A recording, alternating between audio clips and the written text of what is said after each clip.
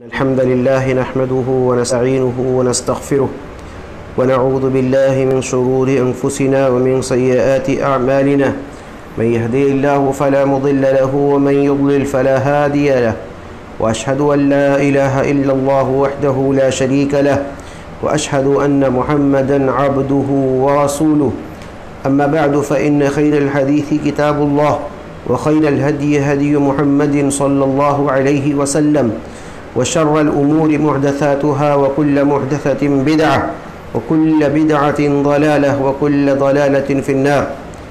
قال الله تبارك وتعالى في كتاب العظيم: فأعوذ بالله من الشيطان الرجيم بسم الله الرحمن الرحيم كل نفس ذائقة الموت وإنما توفون أجوركم يوم القيامة فمن زحزح عن النار وأدخل الجنة فقد فاز وما الحياة الدنيا إلا متاع الغرور.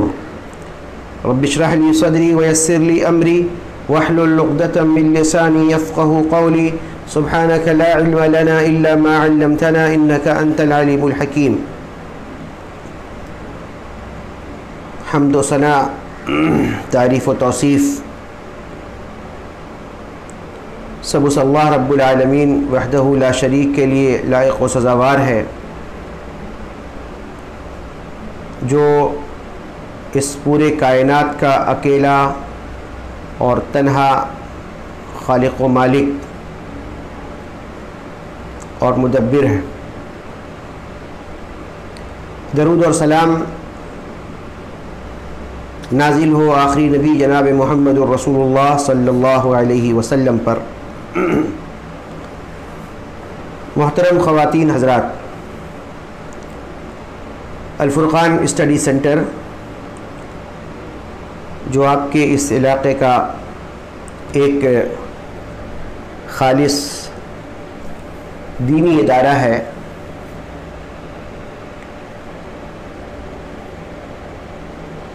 جس کا اصل مقصد جو ہے وہ صرف یہی ہے کہ اللہ کے بندوں تک اللہ کے دین کو پہنچائے جائے، اور اس سلسلے میں یہ ادارہ اپنی بھرپور حد تک محنت بھی کر رہا ہے اور اس کے نتائج بھی الحمدللہ سامنے آ رہے ہیں، اور اللہ تعالیٰ سے امید ہے کہ اللہ تعالیٰ مستقبل میں اس کا بہترین نتیجہ ظاہر کرے. اور ہم اللہ تبارک و تعالیٰ سے دعا گو بھی ہیں کہ اللہ تبارک و تعالیٰ اس ادارے کے ذمہ داروں کو اللہ تبارک و تعالیٰ حوصلہ عطا فرمائے تاکہ دل جمعی کے ساتھ دین کی دعوت کو فروغ دینے کی کوشش کریں. خواتین اسلام، طویل وقفہ کے بعد آج آپ لوگوں سے ملاقات ہوئی ہے. آج کے اس درس کا جو عنوان ہے غالباً آپ لوگوں کو پتہ چل چکا ہوگا کہ اصل کامیابی کیا ہے. دنیا میں جتنے بھی انسان آئے اور چلے گئے دنیا کو چھوڑ کر، اور جتنے انسان موجود ہیں یہ بھی دنیا کو چھوڑ کر جائیں گے. یوں سمجھ لیں کہ قیامت تک آنے والی انسانیت کی یہ خواہش ہوتی ہے، اور یہ خواہش ہے کہ وہ کامیابی اختیار کر لے. بہت آسان لفظوں میں یہ کہا جائے تو یہ کہ ہر انسان جو ہے وہ کامیابی کا متمنی ہوتا ہے، ہر انسان کامیابی کا خواہش مند ہوتا ہے، ہر انسان چاہتا ہے کہ اس کی زندگی کامیاب و کامران گزرے.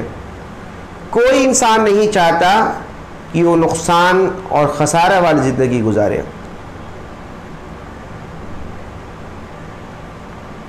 ٹھیک اسی طریقے سے یہ بات بھی حقیقت ہے کہ جس طریقے سے ہر انسان کامیابی کا متمنی ہوتا ہے، اسی طریقے سے دنیا کے ہر انسان کی کامیابی کا ایک الگ الگ تصور ہے، ایک الگ الگ پیمانہ ہے جس میں وہ کامیابی کو ڈھونڈتا ہے، اسی کے مطابق سوچتا ہے۔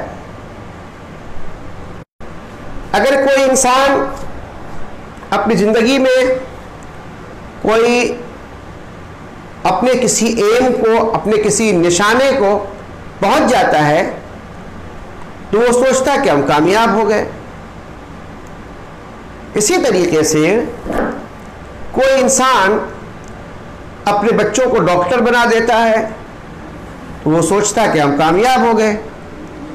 کوئی انسان انجینئر بنا دیتا ہے اپنے بچوں کو تو سوچتا ہے کہ ہم کامیاب ہو گئے۔ کوئی انسان وکیل، جج اور کھلاڑی بنا دیتا اپنے اولاد کو، یا وہ شخص خود اپنے کسی پسندیدہ فیلڈ میں اگر کچھ مہارت حاصل کر لیتا ہے تو وہ سوچتا ہے کہ اب تو ہماری زندگی کامیاب ہو گئی۔ سوال یہ پیدا ہوتا ہے کہ کیا کامیابی اسے ہی کہا جاتا ہے؟ کیا اصل کامیابی یہی ہے کہ انسان ڈاکٹر بن جائے، انجینئر بن جائے، جج بن جائے، وکیل بن جائے، پلیئر بن جائے، کامیاب بزنس مین بن جائے دنیا میں؟ کیا اسی کا نام کامیابی ہے؟ ظاہر سی بات ہے کہ اصل کامیابی یہ نہیں ہے۔ اللہ رب العالمین نے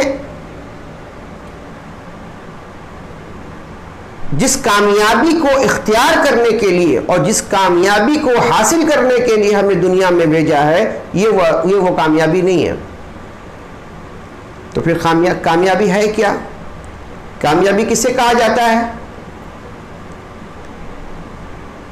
اس سوال کے جواب کو تلاش کرنے کے لیے ہمیں قرآن کریم کی چند آیات کو پڑھنا ہوگا۔ سلسلے وار 2-3 آیات میں آپ کے سامنے پڑھتا ہوں، اس کے بعد یہ بات آپ کے سامنے واضح ہوگی انشاءاللہ تعالی کہ اللہ رب العالمین نے حقیقی کامیابی کس چیز کو بتائی ہے۔ چنانچہ اللہ رب العالمین قرآن کریم میں ارشاد فرماتا ہے، پہلی آیت سورہ ذاریات کی، اللہ رب العالمین نے فرمایا وَمَا خَلَقْتُ الْجِنَّ وَالْإِنسَ إِلَّا لِيَعْبُدُونَ، کہ ہم نے جنات اور انسان کو صرف اپنی عبادت کے لیے پیدا کیا۔ یعنی اللہ رب العالمین نے انس و جن کی تخلیق کا جو مقصد بتایا قرآن کریم کے اندر، میری اور آپ کی پیدائش کا جو مقصد اللہ رب العالمین نے قرآن کریم میں بیان فرمایا ہے، وہ ہے اللہ رب العالمین کی عبادت، اللہ رب العالمین کی بندگی۔ اسی عظیم مقصد کے لیے اللہ رب العالمین نے ہمیں اور آپ کو پیدا کیا۔ اسی طریقے سے ہماری پیدائش کا مقصد کیا ہے؟ اللہ رب العالمین نے قرآن کریم میں ارشاد فرمایا سورہ ملک میں، الذی خلق الموت والحیات لیبلوکم ایکم احسن عملا۔ اللہ رب العالمین نے فرمایا کہ وہ ذات جس نے موت اور حیات کو پیدا کیا، لیبلوکم، تاکہ تم کو آزمائے، ایکم احسن عملا، کہ تم میں بہترین عمل کرنے والا کون ہے۔ یعنی کہ اس دنیا میں اللہ رب العالمین نے ہمیں اور آپ کو پیدا فرمایا، اور اس دنیا کی بھی تخلیق فرمائی اللہ رب العالمین نے، اور اس دنیا کے اندر ایسی بہت ساری چیزوں کو اس دنیا میں چھوڑ دیا، اور انسانوں کو اللہ رب العالمین نے اس دنیا کے اندر جو چیزیں ہیں، کیا خیر ہے اور کیا شر ہے، کس چیز میں خیر ہے کس چیز میں شر ہے، ان دونوں چیزوں کی اللہ رب العالمین نے وضاحت فرما دی اور ہمارے اختیار میں دے دیا کہ ہم خیر کو حاصل کرنا چاہتے ہیں یا شر کے طلبگار بننا چاہتے ہیں۔ کل قیامت کے دن اللہ رب العالمین کی جب ہماری پیشی ہوگی تو ہماری یہی چیزیں دیکھی جائیں گی کہ ہم خیر کو حاصل کر کے دنیا سے آئے یا ہم شر کو اختیار کر کے دنیا سے آئے۔ تو اللہ رب العالمین نے فرمایا لِيَبْلُوَكُمْ أَيُّكُمْ أَحْسَنُ عَمَلًا، تم میں بہترین عمل کرنے والا، اچھا عمل کرنے والا کون ہے، اس کو آزمائے اللہ رب العالمین نے۔ تو اس دنیا میں بھیجی جانے کا مقصد یہ ہے کہ اس دنیا کے اندر جو بہت سارے راستے ہیں، کچھ غلط راستے ہیں، کچھ صحیح راستے ہیں، اچھائی والے راستے ہیں، برائی والے راستے ہیں، اور ان دونوں راستوں کی تمیز اللہ رب العالمین نے اپنی کتاب میں کر دی، اور جناب محمد رسول اللہ صلی اللہ علیہ وسلم نے ان دونوں راستوں کی نشاندہی فرما دی، کہا کہ یہ حلال ہے، یہ حرام ہے، یہ شر ہے، یہ خیر ہے، دونوں پہلو کو اللہ رب العالمین نے بیان فرما دیا، اور ہماری ذمہ داری یہ دی کہ ہم خیر کے راستے کو چنیں اور شر کے راستے سے اپنے آپ کو بچا کر کے رکھیں۔ لہٰذا جب اس دنیا کی زندگی ہم اس حال میں گزارتے ہیں کہ ہم خیر کو اختیار کرتے ہوئے اس دنیا سے رخصت ہوتے ہیں، تو مرنے کے بعد جو قبر کی زندگی ہے وہاں سے لے کر کل قیامت کے دن تک ہمارے لیے کامیابی ہے، اور اگر ہم نے خیر کو اختیار نہیں کیا بلکہ شر کو اختیار کیا ہے اور شر کو ہم نے اپنایا ہے، تو شر کو اپنا کر ہماری موت ہوتی ہے تو قبر سے لے کر حشر تک ذلت ہے اور رسوائی ہے اور ناکامی ہے اور نامرادی ہے۔ چنانچہ اللہ رب العالمین نے فرمایا قرآن کریم کے اندر، سورہ آل عمران کی آیت ہے، اللہ رب العالمین نے فرمایا کل نفس ذائقۃ الموت، کہ ہر جان کو موت کا مزہ چکھنا ہے، ہر نفس کو موت کا مزہ چکھنا ہے۔ وَإِنَّمَا تُوَفَّوْنَ أُجُورَكُمْ يَوْمَ الْقِيَامَةِ، اور کل قیامت کے دن تم اپنے اعمال کا پورا بدلہ پاؤ گے۔ اللہ رب العالمین کے پاس اعمال کا بدلہ پانے میں کوئی کمی بیشی نہیں ہوگی۔ اللہ رب العالمین ناانصافی نہیں کرے گا کسی کے ساتھ کہ انسان نیکیاں لے کر آئے تو اس کو برائی دے دی گئی، ایسا نہیں ہو سکتا ہے۔ اللہ رب العالمین نے فرمایا قرآن کریم کے اندر فَمَن يَعْمَلْ مِثْقَالَ ذَرَّةٍ خَيْرًا يَرَهُ وَمَن يَعْمَلْ مِثْقَالَ ذَرَّةٍ شَرًّا يَرَهُ، جو کوئی ذرہ برابر نیکی کر کے بھی آیا ہوگا اللہ رب العالمین کے پاس، تو اللہ رب العالمین کے پاس اپنی ذرہ برابر نیکی کو بھی دیکھ لے گا، اور جو کوئی ذرہ برابر بھی اگر شر کر کے آیا ہوگا، برائی لے کر کے آیا ہوگا، تو اپنی برائی کو بھی وہاں دیکھ لے گا۔ تو اللہ رب العالمین نے فرمایا وَإِنَّمَا تُوَفَّوْنَ أُجُورَكُمْ يَوْمَ الْقِيَامَةِ، کہ قیامت کے دن تم اپنے اعمال کا پورا بدلہ تمہیں دیا جائے گا۔ اب اللہ تبارک و تعالیٰ فرماتا ہے فَمَنْ زُحْزِحَ عَنِ النَّارِ، جو کوئی اپنے آپ کو آگ سے بچا لے، وَأُدْخِلَ الْجَنَّةِ، اور اپنا داخلہ جنت میں کروا لے، اللہ رب العالمین نے فرمایا فقط فاز، یہی اصل کامیابی ہے۔ اصل کامیابی یہی ہے کہ انسان اپنے آپ کو جہنم سے آزاد کرا لے اور اپنا ٹھکانہ جنت میں کروا لے۔ اللہ رب العالمین نے فرمایا یہی عظیم کامیابی، فقط فاز، وہ انسان کامیاب ہو گیا۔ تو اگر کوئی انسان اپنے آپ کو ڈاکٹر، بیرسٹر، انجینئر اور جج اور کھلاڑی اور فلاں بن کر یا بنا کر اگر وہ انسان یہ تصور کرتا ہے کہ اب تو ہم کامیابی اختیار کر چکے ہیں، ہماری زندگی کامیاب ہو گئی ہے، میرے بھائیوں اس کی غلط فہمی ہے، میرے ماں اور بہنوں غلط فہمی اس انسان کی ہے جو یہ سوچتا ہے کہ ہم تو کامیاب ہو گئے، کیونکہ کامیابی کا پیمانہ وہ ہونا چاہیے ہمارے سامنے جو پیمانہ اللہ رب العالمین نے رکھا قرآن کریم کے اندر۔ اور اللہ رب العالمین نے کیا فرمایا فَمَنْ زُحْزِحَ عَنِ النَّارِ، جو کوئی اپنے آپ کو آگ سے بچا لے، وَأُدْخِلَ الْجَنَّةِ، اور اپنا ٹھکانہ جنت کر لے، اللہ رب العالمین نے فرمایا وہ انسان کامیاب ہو گیا۔ اب آئیے اس کامیابی کو حاصل کرنے کے لیے، یعنی کہ اصل کامیابی جو ہے وہ ہے جنت میں داخلہ۔ ابھی اس اصل کامیابی کو حاصل کرنے کے لیے ہمیں کیا کرنا ہوگا؟ جب اللہ رب العالمین نے اصل کامیابی بتا دی ہمیں کہ دیکھو یہ راستہ ہے، یہ جو عمل ہے یہ اصل کامیابی ہے کہ انسان جنت اختیار کر لے اور جہنم سے اپنے آپ کو بچا لے۔ جب اس کو اللہ رب العالمین نے واضح کر دیا ہمارے سامنے تو لازمی ہے کہ ہمیں اس کامیابی کے راستے بھی بتائے جائیں۔ وہ کون سا راستہ ہے جس پر عمل کر کے ہم جنت کو حاصل کر سکتے ہیں؟ ہم جہنم سے اپنے آپ کو بچا سکتے ہیں؟ اس کا جاننا بہت ضروری ہے۔ چنانچہ کئی ایک راستوں کا ذکر اللہ رب العالمین نے قرآن کریم میں کیا ہے، جو اللہ کے نبی جناب محمد الرسول اللہ صلی اللہ علیہ وسلم نے نبوت ملنے کے بعد مکہ والوں کو خطاب فرمایا تھا۔ جب آپ صلی اللہ علیہ وسلم صفا کی چوٹی پر چڑھے اور لوگوں کو بلایا، اس وقت اللہ کے رسول صلی اللہ علیہ وسلم نے مکہ والوں کو جو دعوت دی تھی، جو سب سے پہلی دعوت تھی وہ کیا تھی؟ یا ایھا الناس قولوا لا الہ الا اللہ تفلحوا، اے لوگو تم لا الہ الا اللہ کہو۔ لا الہ الا اللہ کا معنی کیا ہے؟ کہ نہیں ہے کوئی معبود حقیقی سوائے اللہ کے۔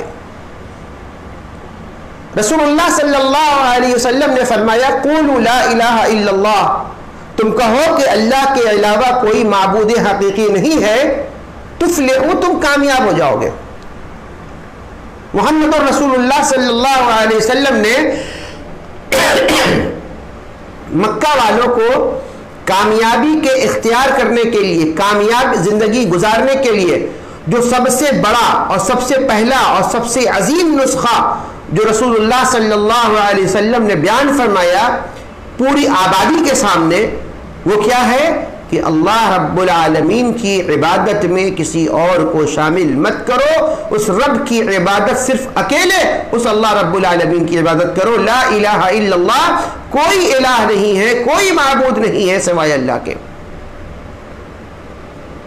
آج 1450 سال کے گزر جانے کے بعد بھی اگر آج بھی دنیا کامیابی کی متلاشی ہے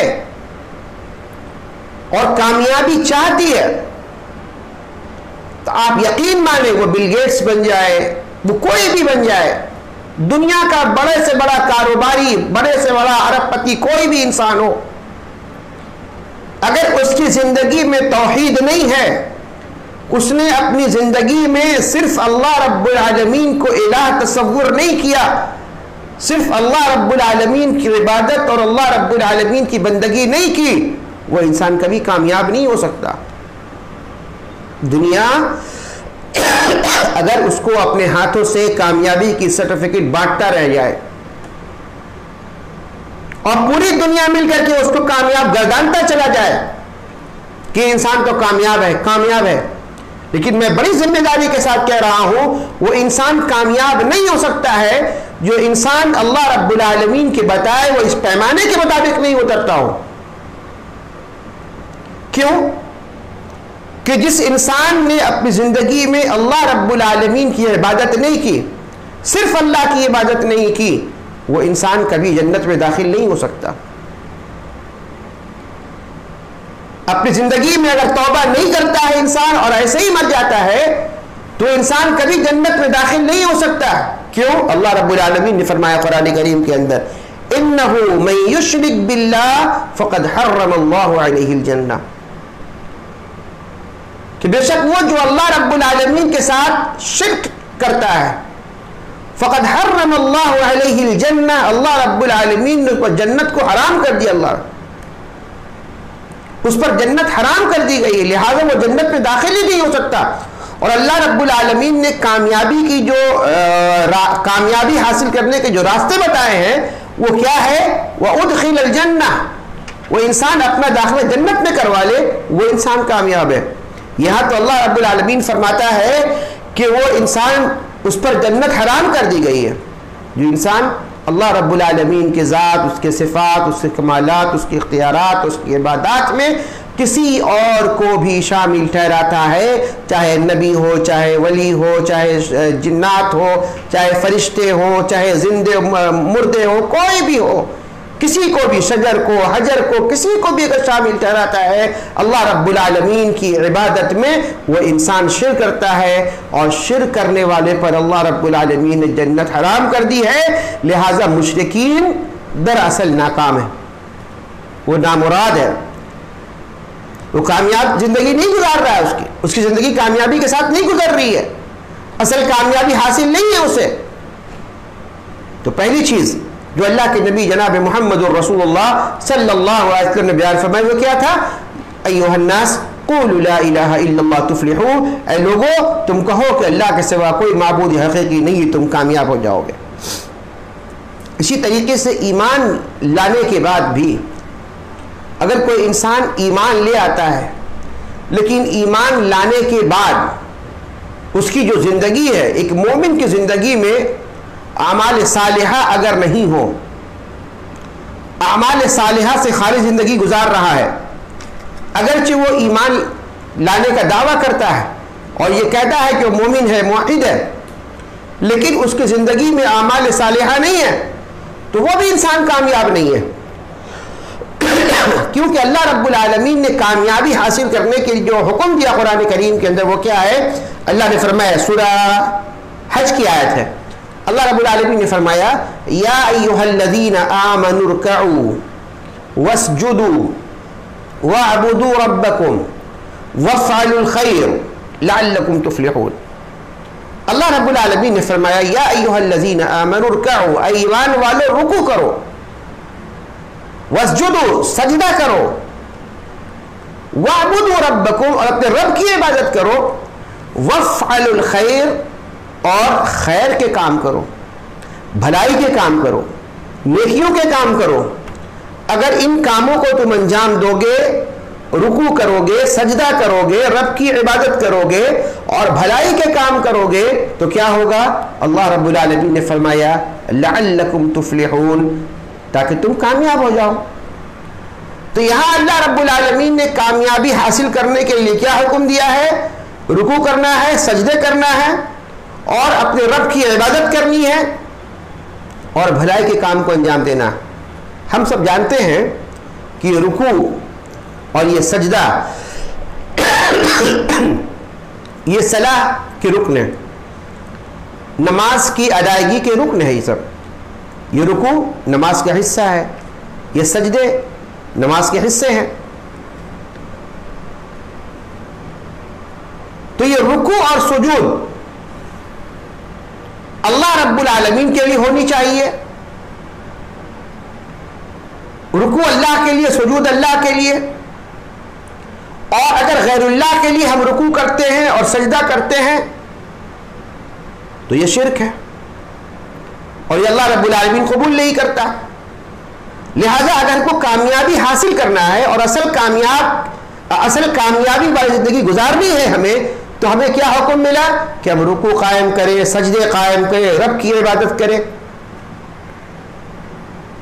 دوسری آیت میں اللہ رب العالمین نے فرمایا ہے، سورہ مومنون کی آیت ہے، اللہ رب العالمین نے کئی ایک راستے یہاں بیان فرمائے. سب سے پہلے اللہ تبارک و تعالیٰ فرماتا ہے سورہ مومنون کے اندر قد افلح المؤمنون، تحقیق کہ وہ مومن کامیاب ہو گئے. کون مومن کامیاب ہو گئے؟ اللہ رب العالمین نے فرمایا الذین هم فی صلاتهم خاشعون، وہ مومن جنہوں نے اپنی نمازوں میں خشوع اختیار کی. سب سے پہلا حکم جو ملا کامیابی حاصل کرنے کے لیے وہ ہے صلاح کی ادائیگی، نماز کی ادائیگی. ہمیں معلوم ہے کہ نماز ارکان اسلام میں سے توحید کے بعد جو دوسرا رکن ہے وہ ہے صلاح. اور یہ وہ عمل ہے جسے نبی کریم صلی اللہ علیہ وسلم نے فرمایا ہے کہ مومن اور کافر میں جو فرق کر دینے والی چیز وہ نماز ہے. ایک مومن میں اور ایک کافر میں فرق کرنے والی چیز وہ نماز ہے.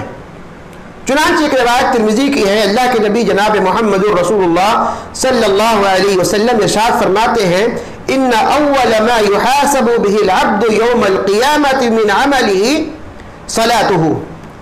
اللہ کے رسول صلی اللہ علیہ وسلم فرماتے ہیں کہ بے شک قیامت کے دن بندوں کے اعمال میں سے جو سب سے پہلے جس عمل کو دیکھا جائے گا وہ نماز ہوگا.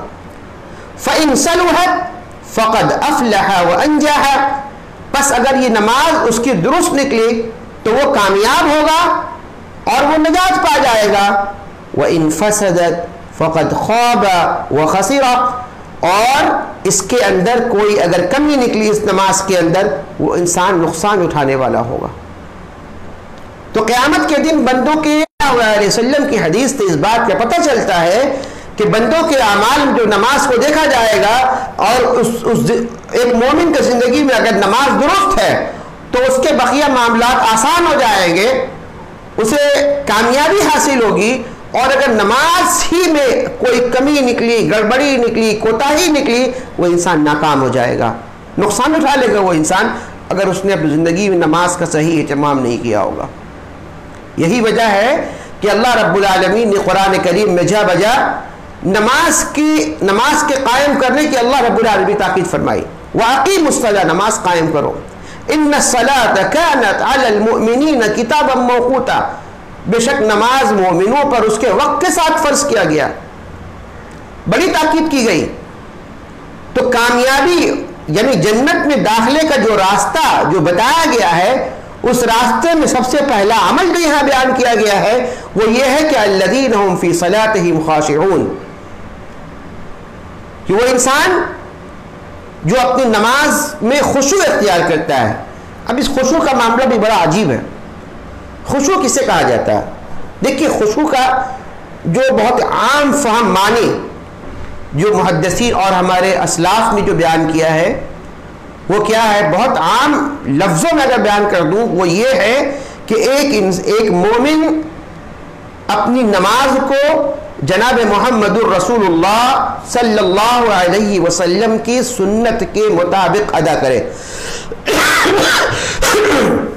اصل خشوع یہی ہے.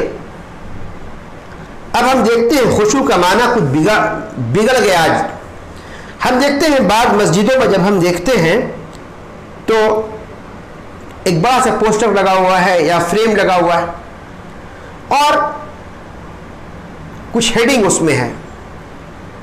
میں نے بھی ایک مرتبہ مجھے دیکھنے کا اتفاق ہوا, چونک گیا میں, آخر کیا ہے. اس میں لکھا ہے نماز میں رفع الیدین نہ کرنے کی دلیل, جبکہ آپ جانتے ہیں اور 12 میں نے کہا ہے رفع الیدین, نمازوں میں رفع الیدین کا کرنا اللہ کے نبی صلی اللہ علیہ وسلم کی بہترین سنت ہے. بہترین سنت ہے رسول اللہ صلی اللہ علیہ وسلم کی. رکوع میں جاتے وقت, رکوع سے اٹھتے وقت, تیسری رکعت کے لیے کھڑے ہوتے وقت, یہ اللہ کے رسول صلی اللہ علیہ وسلم بہترین سنت ہے یہ رفع الیدین. لہذا اب وہاں پوسٹر میں یا کچھ ہے بنا ہوا ہے اس میں فریم وغیرہ میں کیا ہے, نمازوں میں رفع الیدین نہ کرنے کی دلیل قرآن سے. کیا دلیل ملی بھائی؟ قرآن کریم کی آیت لکھی ہوئی. اللہ رب العالمین فرماتا ہے سورہ مومنون کی آیت نمبر 1 اور 2 میں قد افلح المؤمنون الذین هم فی صلاتهم خاشعون, کہ وہ مومن کامیاب ہو گئے جس نے اپنی نماز میں خشوع اختیار کی. اب اس کے بعد اس کی وضاحت ہے کہ دیکھیے یہاں خشوع کے بارے میں کہا گیا ہے, یعنی کہ اگر نماز میں انسان ہل ڈول کرتا ہے, رفع الیدین کرتا ہے, رکوع میں جاتے وقت, رکوع سے اٹھتے وقت رفع الیدین کرتا ہے, تو اس کی نماز خشوع سے خالی ہو جاتی ہے. لہذا ایسی نماز اللہ رب العالمین قبول نہیں کرتا. میرے بھائیوں, میری ماں و بہنوں, ممکن ہے آپ کے سامنے بھی یہ دلیل کوئی آپ کے سامنے پیش کرے, کیونکہ آج ہم دیکھ رہے ہیں خاص کر آپ کے ہی اس علاقے کے اندر عورتوں کی مجلسیں ہو رہی ہیں اور کچھ اس طریقے کی مجلسیں ہیں جہاں کسی عالم کے ذریعہ کوئی دروس کا اہتمام نہیں ہو رہا ہے, بلکہ غیر عالم اور غیر عالمہ کے دروس کا اہتمام کافی اس علاقے میں, اور مشتق خبریں پہنچتی ہے واٹس ایپ کے ذریعے اور دیگر ذریعے سے ہم دیکھتے ہیں اور سنتے رہتے ہیں ویڈیوز وغیرہ میں. تو ہم یہ دیکھتے ہیں کہ جو باتیں آ رہی ہیں وہ آتھینٹک نہیں ہے. اللہ کے رسول صلی اللہ علیہ وسلم کی سنت کے مطابق باتیں نہیں ہو رہی ہیں. تو ممکن ہے اس طریقے کی باتیں آپ تک بھی پہنچے اور آپ کو بھی بتایا جائے کہ دیکھو اللہ نے قرآن میں فرمایا ہے قد افلح المؤمنون الذین هم فی صلاتہم خاشعون, کہ دیکھو نماز میں خشوع اختیار کرنا ضروری ہے کامیابی حاصل کرنے کے لیے. لہٰذا یہ نماز میں یہ رفع الیدین کا کرنا یہ خشوع سے خالی ہے. میرے بھائیوں, اگر سوال یہ پیدا ہوتا ہے اگر رفع الیدین کا کرنا خشوع سے خالی ہے اور اگر رفع الیدین کرنے سے نماز نہیں ہوتی ہے, تو کسی بھی ایسے شخص کی جو رفع الیدین کے قائل نہیں ہے، میں سمجھتا ہوں ان کی نماز کے شروع ہوتے ہی ان کی نماز باطل ہو جاتی ہوگی، کیونکہ ہم میں ہر شخص نماز کی شروعات کرتا ہے تکبیر تحریمہ تو اللہ اکبر کہتا ہے، رفع الیدین کرتا ہے، اپنے ہاتھ تو کاندھے تک اٹھاتا ہے۔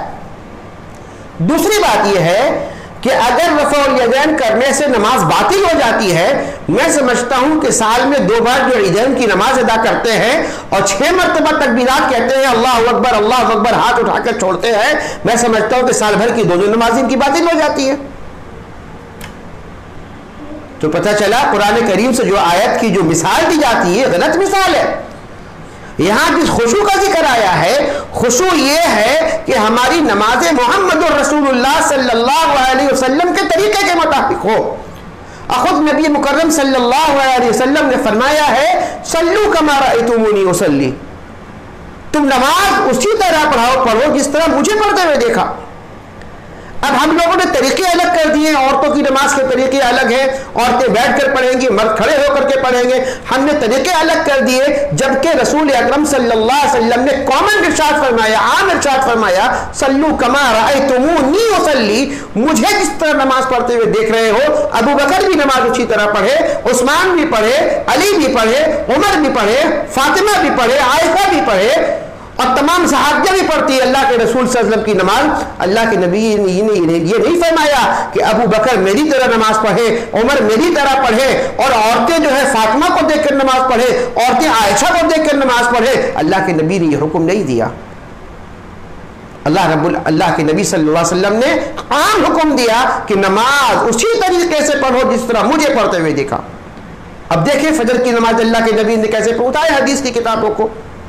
اگر آپ حضرات ہماری مائیں اور بہنیں بہت زیادہ احادیث اگر جمع نہیں کر سکتی ہیں، اگر علم نہیں ہو سکتا ہے، بہت چھوٹی سی پتلی سی کتاب آتی ہے نماز نبوی، اس کو تو اپنے گھروں میں رکھنا ضروری ہے ہمارے لیے۔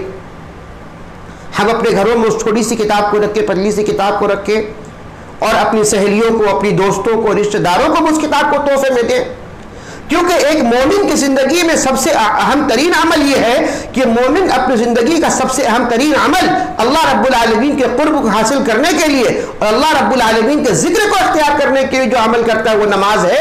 اس نماز کو اگر ہم نے اپنی زندگی میں درست نہیں کی تو اور کیا کیا؟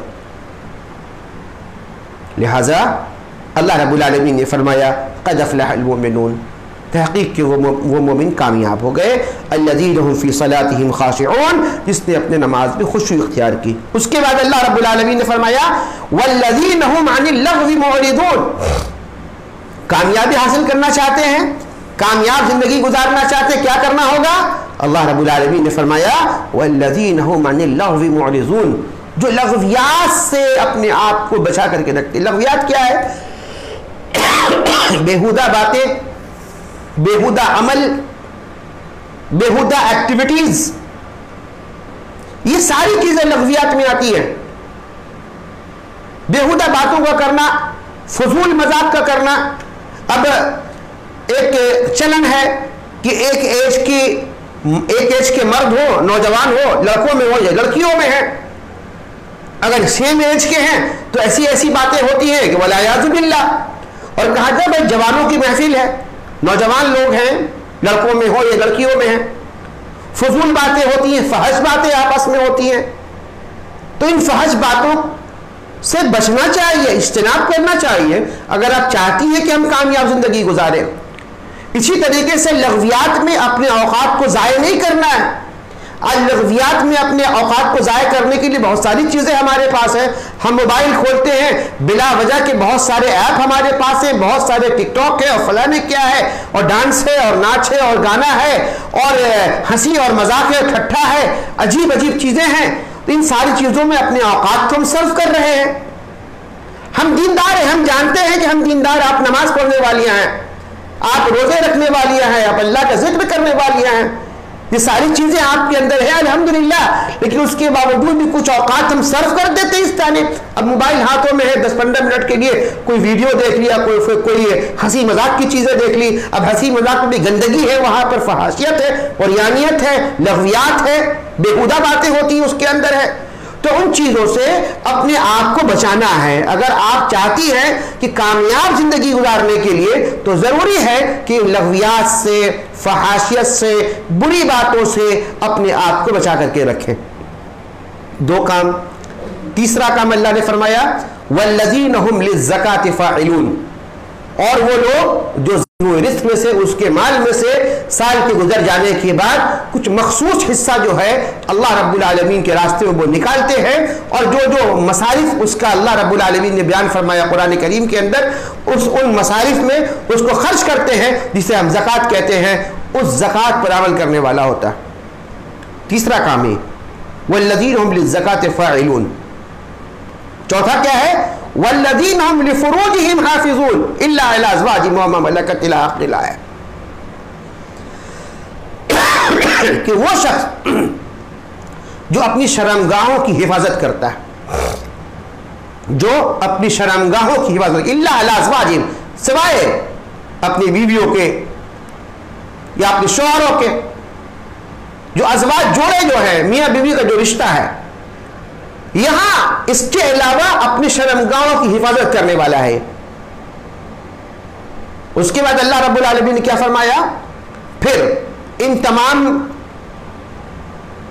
نماز قائم کرنے والے، لغویات سے رکنے والے، زکوٰۃ کی ادائیگی کرنے والے، شرمگاہ کی حفاظت کرنے والے، اور والذین هم لاماناتهم وعہدهم راعون، اور وہ لوگ جو امانت داری کا پاس و لحاظ رکھتے ہیں، جن کے پاس کوئی امانت دی جائے تو امانت میں خیانت نہیں کرتے. اسلام کے اندر امانت کی بڑی اہمیت ہے. اسلام کے اندر امانت کی بڑی اہمیت ہے، لہذا امانت میں خیانت نہیں کرنی چاہیے. وعہدہم راعون، اور جو عہد کیا جاتا ہے، جو عہد کرتا ہے، اس اپنے عہد کا پاس و لحاظ کرنے والا ہوتا ہے. اس کے بعد اللہ رب العالمین پھر فرما رہا ہے آخر میں والذین هم علی صلواتہم یحافظون. ان تمام راستوں کو بیان کرنے کے بعد پھر ابتدا بھی نماز سے کی تھی اللہ رب العالمین نے، والذین هم فی صلاتہم خاشعون. اب اخیر میں پھر اللہ تبارک و تعالیٰ اسی بات کو لا رہا ہے والذین هم علی صلواتہم یحافظون، جو اپنی نمازوں کی حفاظت کرنے والے ہوتے ہیں. جو اپنی نمازوں کی حفاظت کرنے والے. نماز کی حفاظت کیسے ہوگی؟ نمازوں کے وقت پر ادائیگی، صحیح طریقے سے ادائیگی، تاکہ وہ اللہ رب العالمین کی بارگاہ میں مقبول ہو. ایسی نماز جو خشوع والی ہو، خضوع والی ہو، للہیت والی ہو. ایسی نمازوں کا اہتمام کرنے والے لوگ ہوتے ہیں، وہ ایسے لوگ ہیں جو اپنی نمازوں کی حفاظت کرنے والے ہوتے ہیں. اس کے بعد اللہ رب العالمین فرماتا ہے اولئک هم الوارثون، یہی لوگ وارث ہیں. کس چیز کے وارث ہیں؟ الذین یرثون الفردوس. اللہ رب العالمین نے ان کو فردوس کا وارث بنایا، جنت کا وارث بنایا اللہ رب العالمین نے. ہم فیہا خالدون، یہ اس میں ہمیشہ ہمیشہ رہنے والے ہیں. تو قرآن کریم کی ان آیات کے اندر اللہ رب العالمین نے کامیابی حاصل کرنے کا اور اصل کامیابی کو اختیار کرنے کے جو راستے اللہ رب العالمین نے بتائے ہیں. پہلی آیت جو میں نے سورہ آل عمران کی پڑھی تھی، اس میں کیا تھا؟ فمن زحزح عن النار وادخل الجنۃ فقد فاز، کہ جو کوئی اپنے آپ کو آگ سے بچا لے اور اپنا داخلہ جنت میں کروا دے. اللہ رب العالمین نے فرمایا کہ یہی اصل کامیاب ہے. اور اس کے بعد اللہ رب العالمین نے ان آیات میں، جو آیات میں نے پڑھی سورہ مومنون کی ابتدائی چند آیات کو، ان آیات کے اندر اللہ رب العالمین نے راستے بتائے ہیں کہ کن راستوں کو اختیار کر کے، کن اعمال کو انجام دے کر کے آپ اس جنت کے وارث بن سکتے ہیں. سر فہرست عمل کیا ہے؟ نمازوں کی ادائیگی.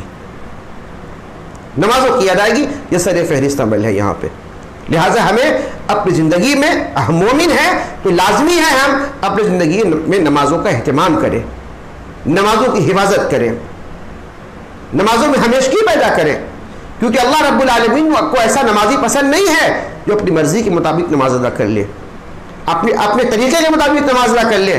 جس کو جیسے چاہے نماز ادا کر لے، جب چاہے نماز ادا کر لے، جب دل میں آیا کر لے، جس وقت چاہے کر لے، اور جس طریقے سے چاہے کر لے. اللہ کو ایسی نماز پسند نہیں. لہذا سب سے پہلا عمل جو یہاں بیان کیا گیا تھا، جو اہم ترین عمل ہے، وہ کیا ہے؟ نمازوں کی ادائیگی. اور اس کے ذریعے سے انسان اصل کامیابی حاصل کر سکتا ہے. بات ختم کروں گا. تھوڑی سی باتوں کے بعد انشاءاللہ تعالی. اسی طریقے سے قرآن کریم میں اللہ رب العالمین نے کامیابی حاصل کرنے کے لیے ایک اور طریقہ بتایا, اور وہ کیا ہے؟ اللہ رب العالمین نے فرمایا قد افلح من زکاہا, وہ انسان کامیاب ہو گیا جس نے اپنے نفس کی صفائی کر لی, اپنے نفس کو فساد سے, بگاڑ سے, گندگی سے, برے اخلاق سے, بری باتوں سے, بے حیائیوں سے, منکرات سے, فحاشیت سے, ان تمام چیزوں سے, حرام کاری سے, ان تمام چیزوں سے اپنے آپ کو بچا کر قرآن و سنت کے مطابق چلنے والا بنا لے, وہ انسان کامیاب ہے. قد افلح من زکاہا, دوسری جگہ اللہ نے فرمایا قد افلح من تزکا. اس طرح سے کئی ایک آیت میں اللہ رب العالمین نے نفس کے تزکیہ کا اللہ رب العالمین نے حکم دیا ہے کہ انسان اپنے نفس کا تزکیہ کر لے. اب تزکیہ نفس کے لیے انسان غول اور حلقہ بنا کر نہیں بیٹھے گا. اس کے لیے کیا تزکیہ کی محفل قائم کی جائے گی. چنانچہ ہم دیکھتے ہیں تزکیہ کی محفل کا اعلان ہوتا ہے کہ فلاں جگہ, فلاں گلی میں, فلاں باجی کے گھر میں تزکیہ کی محفل ہوگی. اب عورتیں وہاں پہنچتی ہیں, کیا ہے بھائی فلاں خالہ کے گھر میں آج محفل تزکیہ ہے, تزکیہ کی محفل ہے. تو وہاں تزکیہ کی محفل کیا ہے؟ وہاں غول در غول بیٹھتے ہیں اور پھر وہاں ذکر کی محفل شروع ہوتی ہے. ایک کہتی ہیں اللہ اکبر, سارے کہتی ہیں اللہ اکبر, دوسری کہتی ہیں سبحان اللہ, سبھی لوگ کہتی ہیں سبحان اللہ, اور اس طرح ورد ہوتا ہے, اذکار کا ورد کیا جاتا ہے, اور کہا جاتا ہے کہ اس سے نفس کا تزکیہ ہوتا ہے. میرے بھائیوں, میری ماں اور بہنوں, تزکیہ کی یہ محفل جناب محمد الرسول اللہ صلی اللہ علیہ وسلم نے قائم نہیں کی ہے, نہ اللہ کے نبی کی صحابیہ نے اس طریقے کی کوئی محفل قائم کی ہو کہ چلو محلے بھر کی عورتیں آ جاتی ہیں وہاں پر اور اللہ اکبر کے ورد ہوتا ہو اور سبحان اللہ کا ورد کیا جائے, لا الہ الا اللہ کا ورد کیا جائے. اس طریقے سے ورد کرنے کی تزکیہ کی محفل نہیں ہوتی ہے. تزکیہ اصل یہ ہے, نفس کا تزکیہ یہ ہے کہ انسان اپنے نفس کو گناہوں سے بچا لے, سرکشی سے, طغیانیت سے اور فساد سے اور بگاڑ سے اپنے آپ کو بچا کر کے توحید و سنت والا بنا لے. اصل ہے نفس کا تزکیہ یہ. اور ایسا تزکیہ اگر کوئی کرتا ہے تو اللہ رب العالمین نے فرمایا قد افلح من تزکا, وہ انسان کامیاب ہو گیا جس نے اپنے نفس کا تزکیہ کر لیا. کل آخرت میں بھی جب ہماری کامیابی کا جو دار و مدار ہے کس بنیاد پر ہوگا؟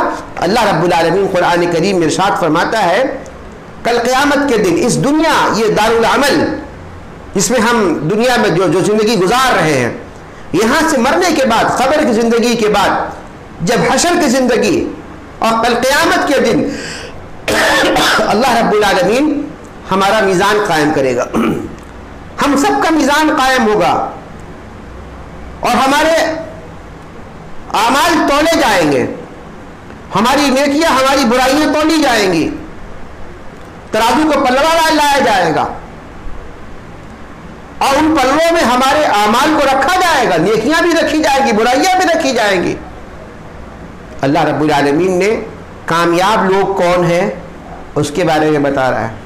اللہ رب العالمین نے فرمایا فمن ثقلت موازینہ, پس جس کسی کا میزان وزنی ہو گیا, بھاری ہو گیا, میزان عمل حسنات, نیکیاں جس کسی کی بھاری پڑ گئی, اللہ رب العالمین نے فرمایا فاولئک هم المفلحون, وہ کامیاب ہو گیا. وہی لوگ کامیاب ہیں جن کے میزان بھاری پڑیں گے, جن کے میزان وزنی پڑیں گے کل قیامت کے دن جب تولا جائے گا اعمال, اور جن کے نیکیوں کا پلوا جن کا بھاری ہوگا. اللہ رب العالمین نے فرمایا فاولئک هم المفلحون, بس وہی لوگ کامیاب ہونے والے. لہذا آج کے اس درس کا جو خلاصہ ہے وہ یہ ہے کہ ہر انسان کامیابی کا متمنی ہے, خواہش مند ہے, اور ہر انسان کامیابی کی معیار کو اپنے طریقے کے مطابق, اپنی ذہن اور اپنی فکر کے مطابق تلاش کرتا ہے, اور چند چیزوں کے اختیار کر لینے کے بعد وہ سوچتا ہے کہ ہم کامیاب ہو گئے ہیں. دراصل یہ کامیابی نہیں ہے, یہ ہماری بیوقوفی ہے, نادانی ہے کہ ہم اسے کامیابی سمجھتے ہیں. اصل کامیابی انسان کی یہ ہے کہ انسان کل قیامت کے دن کے لیے, کل آخرت میں کل قیامت کے دن جب اللہ رب العالمین کے پاس پیشی ہوگی, وہاں ہم سرخرو بن جائیں اور اللہ رب العالمین نے جو جنت تیار کر کے رکھی ہے، ہم اس جنت کا مستحق اپنے آپ کو بنا لیں، اور جو جہنم تیار کی ہوئی ہے اس جہنم سے اپنے آپ کو دور کروا لیں۔ یہی عظیم کامیابی ہے، اور اس کامیابی کو حاصل کرنے کے لیے جو راستے میں نے آپ کے سامنے علاوہ وقت نہیں ہے کہ ان باتوں پر پھر میں روشنی ڈالوں، لہٰذا انہی چند باتوں پر اکتفا کرتے ہوئے آج کی اس درس کو میں ختم کرتا ہوں، اس دعا کے ساتھ کہ اللہ رب العالمین ہم جملہ مسلمانوں کو، مرد اور خواتین، ہم سبوں کو اللہ رب العالمین کامیاب اور کامران زندگی گزارنے کی اللہ تعالی ہم سبوں کو توفیق عطا فرمائے۔ اللہ رب العالمین ہمیں جو بیمار ہے شفا عطا فرما، اللہ رب العالمین ہمیں جو پریشان حال ہے ان کی پریشانیوں کو دور فرمائے، ہمیں جو مقروض ہیں اللہ رب العالمین ان کے قرض کو ادا کرنے کی سہولیات بھی فراہم فرمائے۔ اللہ رب العالمین ہم تجھ سے دعا گو ہیں، جب تک ہمیں دنیا میں زندہ رکھنا، کتاب اللہ اور سنت رسول اللہ پر عمل کرتے ہوئے اور اسی کی ترویج و ارشاد کرتے ہوئے ہمیں زندہ رکھنا، اور جب ہمارا خاتمہ ہو اسی پر عمل کرتے ہوئے اور اسی کی ترویج و ارشاد کرتے ہوئے خاتمہ ہو۔ اقول قولی ھذا استغفر اللہ لی ولکم ولسائر المسلمین واستغفروہ انہ هو الغفور الرحیم۔ والسلام علیکم ورحمۃ اللہ وبرکاتہ۔